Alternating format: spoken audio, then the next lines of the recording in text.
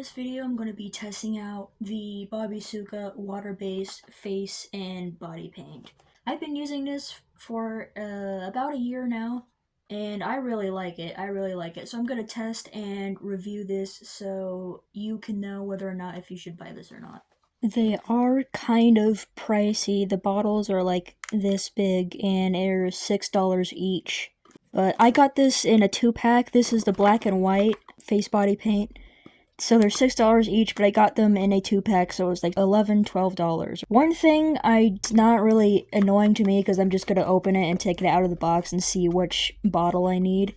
But it doesn't say really anywhere on the box what color it is besides a super small sticker in the back, so I kind of wish the label of what color the paint is was a little bigger on the box so you can see. That doesn't really matter to me because you're going to take it out of the box anyway and see the label on the bottle. Here it is out of the cellophane wrapper. This skull pattern, the skull logo here is a different texture than the rest of the box, which I really like. I think that's a cool touch. It's like a rough sandy texture and I really like it. And here's what the actual paint bottles look like. The color label is in a little bone shape here with a holographic rim around it so you know what color the paint is. It also has a thing up here. This is a little more gray than black, but it's just an opaque clear layer at the top to show you what paint inside is. Like I said, I've been using this paint for almost a year, if not over a year, and I'm just now running out of my black paint, and I use a lot of the black paint. So that goes to show how much coverage this does, and you only really need one layer of this, really, to get a full saturated base. I always apply it using just a normal paintbrush. Before you test out or use any makeup products, please test it on your hand first to see if you're allergic or not. I load up my brush and as you can see, it's pretty vibrant. Well, not vibrant, it's black, but it's pretty covering. I only need one layer to get a really dark coverage. White is a little more opaque. I mean, one layer is fine, but if you're doing it over a large surface, you might need 2 layers, but this is just one thin layer, and as you can see, it's very, very covering. And it dries fairly quick. I've only been sitting here for like 3 minutes, and they're both pretty much dry. I will say the white turns a little more opaque when it dries, so you will need 2 layers, at least, to get a full solid coverage. Now let's actually do a look with this black and white face and body paint. First I'm going to clean off my face and then sketch out my pattern, my design, and then we will see what happens. For my design I decided to do this King Diamond. I was listening to King Crimson a few minutes ago while I was doing this.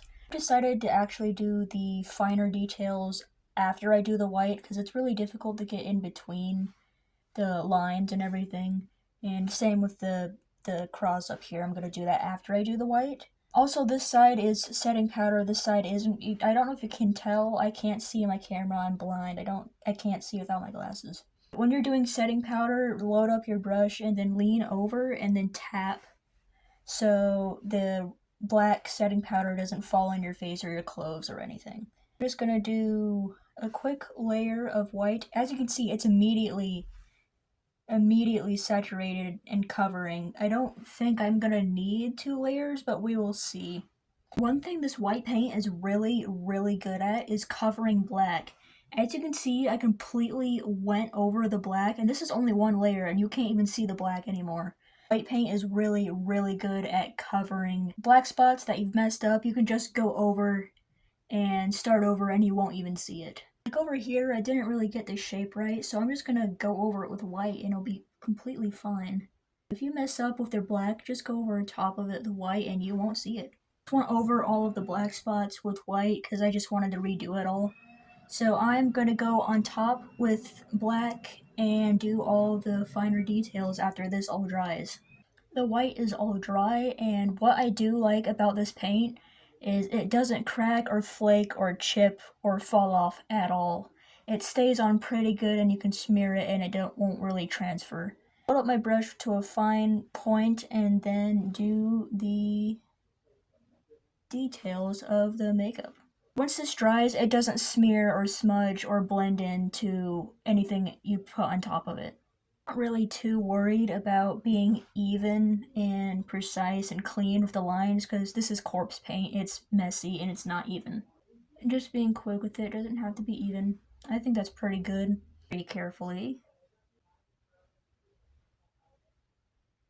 As you could see, it does break a little, but that's because I loaded on the white a little too much. But with the cracking, it will crack and flake a little bit if you super load up on the coverage, but you only need 2 thin layers to get a super fine, solid base. And that is the look. That is the look I decided to do for this review of the BOBISUKA face paint.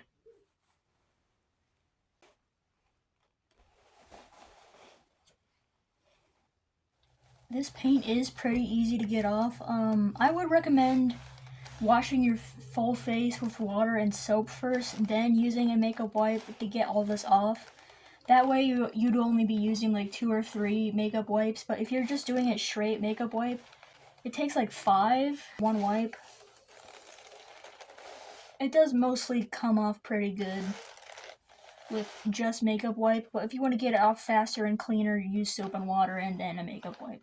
This is just from one wipe, and as you can see, it's pretty much all off. I just need to get in like my eye and my eyebrow and places around here. But one wipe pretty much takes all of it off. Do I think that BOBISUKA face and body paint is worth it? I do.